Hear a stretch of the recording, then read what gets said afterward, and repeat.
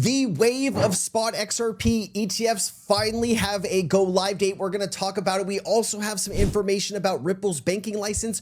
Are we going to get word this week? The 120-day period is upon us.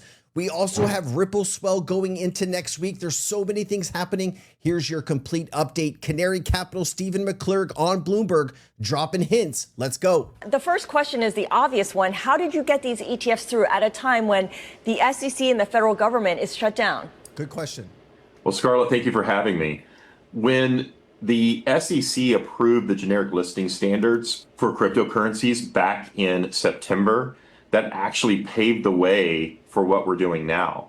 So those generic listing standards essentially open up the exchanges to be able to launch any cryptocurrency, single token cryptocurrency ETF that actually has a futures market in the US for more than 6 months. So we were able to rely upon that rule to file these ETFs with no delay clause. All right, and then let me just show you this here.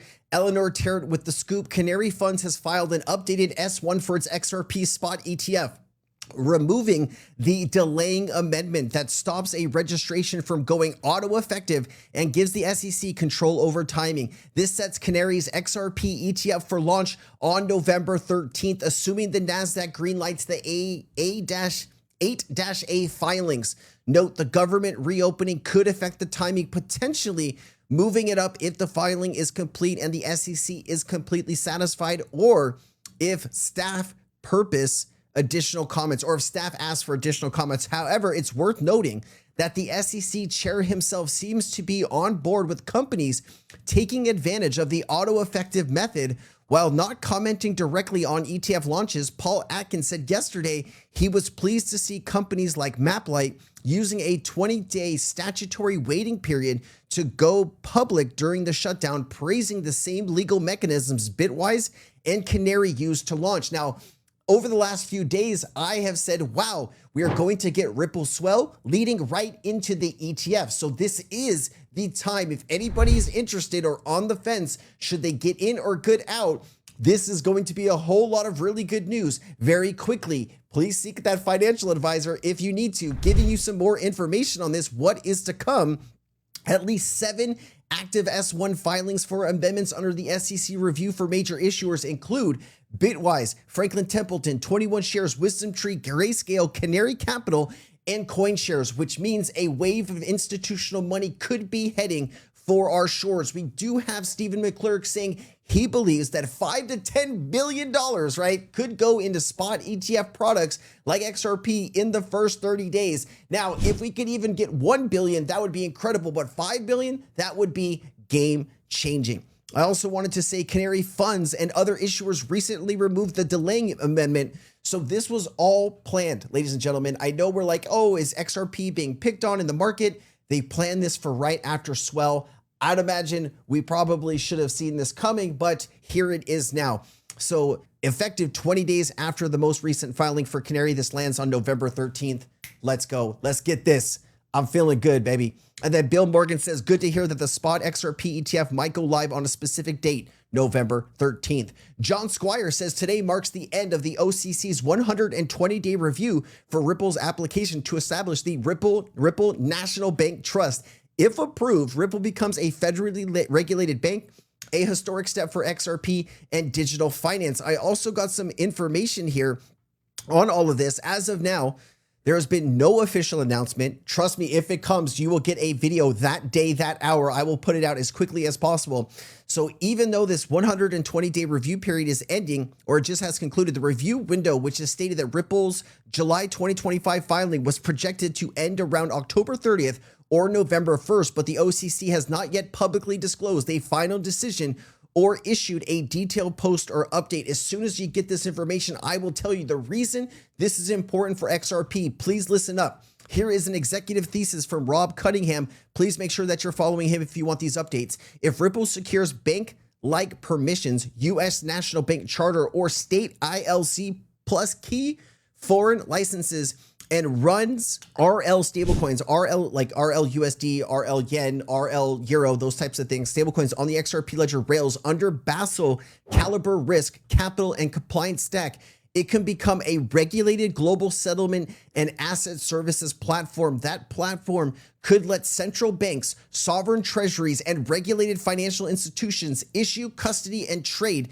and settle stablecoins and tokenize real-world assets like stocks, bonds, commodities, derivatives, real estate, lending, all of it. Debt with ISO 20022 native messaging, BSA and AML FATF controls, and Basel III capital liquidity governance, collapsing today's slow correspondent chains into a single high compliance operating layer. The boom implications with the right charters, prudential regimes, and partnerships, Ripple can become a compliance first global neo banking platform that, one, absorbs cross-border payment flows from correspondent networks, two, powers CBDCs and sovereign tokenized markets, and three, monetizes issuance, custody, and settlement of compliance at scale, all inside Basel III, BSA, FATF, ISO 20022 guardrails. The impact for XRP here, ladies and gentlemen, because that's what you're asking. Sensei, what are we going to do with our XRP? What's the impact? I got you. If Ripple Bank was formally approved and XRP became the primary liquidity and settlement token across its regulated ecosystem, the economic demand for XRP would expand exponentially, transforming it from a speculative asset into a regulated financial infrastructure. Can I get a like on the video, guys? This is so awesome. I love it. The energy is fresh.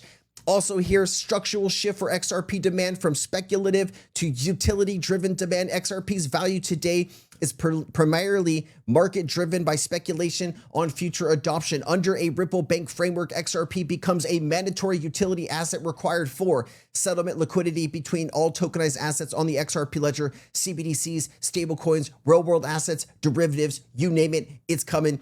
Transaction fees and compliance verification across billions of high-value financial messages, collateral in interbank treasury and derivative clearing functions. This converts XRP from optional to indispensable in regulated settlement flows, similar to how Swift messaging depends on correspondent Nostro-Vostro liquidity, executed on a frictionless tokenized rail. Volume and velocity effects. Token velocity decreases, float demand increases. Basel III and liquidity regulations require pre-funded, high-quality settlements collateral. As bank, sovereigns, and institutions hold XRP as liquidity reserves like Tier 1 capital equivalents for tokenized payments, circulating supply falls while volume increases, driving scarcity-driven price appreciation. As an example, flow scale. And he gives kind of an example here of what this could do. It says if 10% settles through Ripple's bank-backed network using XRP, a 3-day velocity, roughly 120 settlement turns per year. Required float, 2.1 trillion equivalent demand. Even if XRP is at $100 per, that implies 20 billion XRP locked in active liquidity operation. At today's 15 billion non-escrowed supply, value equilibrium could theoretically exceed $140 to $200 per token, depending on velocity and collateral requirements. From today's $3 price, it implies a 46 to 66 price surge. Let's go. This is what it would look like, ladies and gentlemen. Ripple down here, national bank, you got central banks, you got sovereign currencies. All of this is a huge demand for Ripple and XRP. And you also have Ripple making moves in the acquisition area with G Treasuries. They cleared $12.5 trillion a year. This also gives Ripple access to top 1,000 corporate clients. This is going to unlock a wave of new innovation, and Ripple XRP will be at the heart of it. We've talked about this at length on this channel. It will also let Ripple compete with JP Morgan if they pick up a few other pieces of the puzzle. Now, David Schwartz summed this up really great. He says, there was a lot of fun going around X today about what's the use case around XRP. And David Schwartz replied to Scott Melker, I believe is the gentleman's name, says, do you want to use a blockchain where people can be their own bank and no middleman tax their transactions? Or do you want to be someone else's bank and tax their transactions? If you want the latter, there are dozens of blockchains for you. If you want the former, there's XRP. Do you think XRP's special place on the XRP ledger ensures that XRP will capture some of that value the XRP ledger transactions generate? XRP is the only asset without a counterparty that can be accessed by every account in every jurisdiction with no risk of default, freeze, or clawback. Let's go. Here is the Ripple Swell upcoming 2025 event prequel. Cultural and business connector between North and South America. There is no longer this dichotomy between digital assets, crypto, traditional finance. there is a very real convergence. The role that Ripple is playing in the industry is to really help bridge traditional finance and decentralized finance.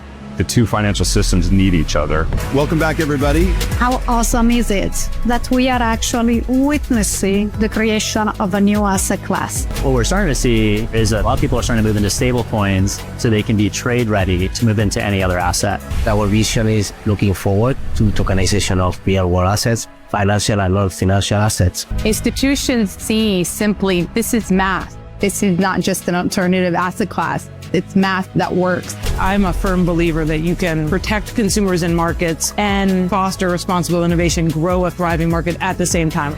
We want this to be an event where people come together, not just to work with Ripple, but to work with each other. In 20 or 30 years, when we look back, crypto is going to have a much bigger impact. Guys, remember, if you want all of the updates from Swell, this is the biggest channel you're going to get those updates. I'm going to bring it all to you live and fresh. I got you. All right. And then also CoinDesk put this out. The world's financial elite are heading to New York for Ripple Swell. Over 700 of the world's most influential voices, including leaders from NASDAQ, BlackRock, JP Morgan, and Global Policy will convene at this two-day gathering. Tune in to CoinDesk. They're going to bring you updates from November 4th and 5th.